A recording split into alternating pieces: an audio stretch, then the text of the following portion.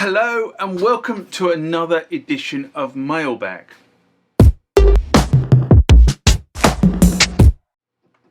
What is Mailbag? Well, Mailbag is a feature of the channel where you guys leave lots of comments on the channel and I attempt to answer those comments, or if I can't answer those comments, I throw it out to you guys who have more knowledge on some of this stuff than I do. So let's get into the first mailbag of this session. Remember, like, comment, subscribe to the channel. Go over to Instagram and follow me there. Go over to Facebook, follow me there. That's where the normal notices are. And consider becoming a Patreon.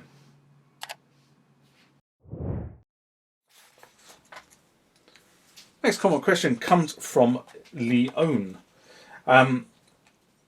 And again, this is translated from Romanian, but this is in response to T1 of the basics video I did in March 2023. Leon writes, it's not Leon, is it? In Romanian, it's Ion. I know it's not that. I know somebody who has his name spelled exactly the same way, and it's kind of John in Romanian. Anyway, if you want to tell me, in order to work with MIDI with the T1, do I have to enter the menu to program MIDI, or does it work when I connect the MIDI cable? I suppose the question really is, what are you trying to do? The Korg T1 should still in factory, if it's still in factory, be set up when connected to a MIDI source, i.e. a sequencer, a DAW or a MIDI controller, receive the current program on channel 1. Combis will typically be set to layer all layers to channel 1. So if you play any MIDI data into the unit using channel 1, theoretically you will get everything. Now you can change combis to play on different channels. So okay, when you go into the combi setup, you can say that I want combi part 1 to play on this channel, combi part 2 to play on this channel, combi part 3 to play on this channel, and therefore you can split. It's effectively a good way of being able to split tones up for performances.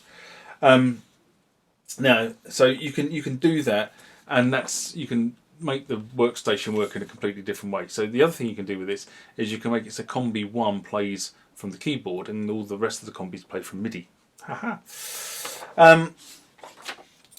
Now, if you have a program selected, and again you're going to have to go into MIDI that will allow you to set the program to respond in MIDI channel other than default channel 1. So you would go there into the combi, or you go into the program menu and you do it there.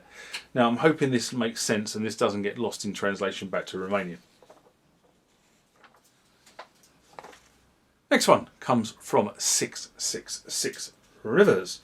In response to installing more memory and a new battery in your Korg OASYS, a video I did in July 2018, not long after I got my OASYS. And 666 writes, I'm going to try that after I see if I can corroborate it. Otherwise, with any luck, perhaps I'll have a positive testimonial of my own to share. I bought a cream puff. What the used car salesman will call an older car driven exclusively to church on Sundays by someone's granny for short. Used 88 key price to move from a reputable local music store, and have been through all of the update registries and registration stuff a few years ago. Unfortunately, it has stopped working. Regardless of the outcome, I thank the OP for sharing so much information about what's going on under the hood. I think OP means operator, which is probably me. Where are they? I assume I need to replace the CR2032, but after reading some of the other threads elsewhere in this chat, I'm not so sure. This keyboard has really been a challenge. I can't imagine where I would be without the internet and the input from the user community. Fortunately, when it works, it has a veritable cornucopia of excellent sounds. That's a brilliant word, isn't it? Cornucopia. Such a word to describe what the OASYS is all about. Anyway, this was all in response to, there was another comment here about, you don't need to undo all these screws. And I said, actually the guy who made the comment was actually quite correct. You don't need to undo all these screws. It should just flip up and allow you to get access to the inner workings of the keyboard. But when I started working on my Korg OASYS, I was pretty much working it out as I went along, because I couldn't find at that point the service manual. But when you get the service manual, it just says dun, dun, dun, and away you go. So it was me kind of trying to work it out as I went along at that point. But now I know better after having worked it out for the last 5 years or so when I responded to the response. The other good thing about the OASYS is that because it holds all the settings on the and the tones and the sequences on the hard drive, it writes them to hard drive. When you change a battery, you don't lose anything, which is pretty cool. However, I think the fact that it stopped working is probably not a battery issue.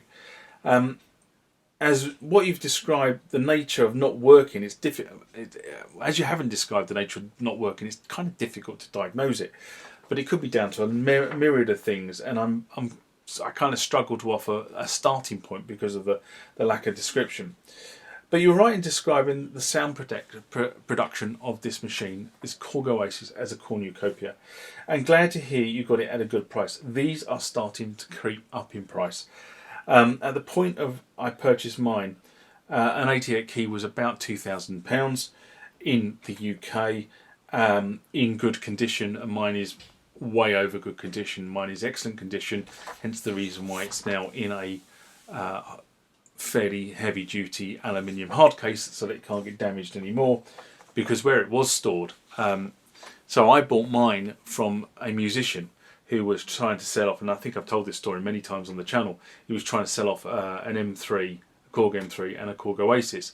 Well, I went up to view the OASYS not knowing that the M3 was up for sale, because I probably would have bought the M3 as well if I'd known. And basically it had been stored on top of something else in a storage unit, which was a shipping container. So it was one of these storage sites where they basically put shipping containers around the site and then another row of shipping containers along the top. They were used. So shipping containers are great if they are intact. They stay dry, but they can get very damp. So, I was kind of wary, but it was in absolutely excellent condition, as was the M3 the guy had up for sale. If I'd known about the M3, I may have made him an offer on the M3 at the same time, but I didn't. So, that's as it. Anyway, I don't know whether I read this bit out or not, but what I was going to say is that now a good 88 key OASYS is topping £3,000. And in fact, actually, I looked at a couple this morning before recording this, and they were over £3,000. So I find this, and the fact that Korg Kronuses are now starting to creep up as well, second-hand Kronuses, very interesting.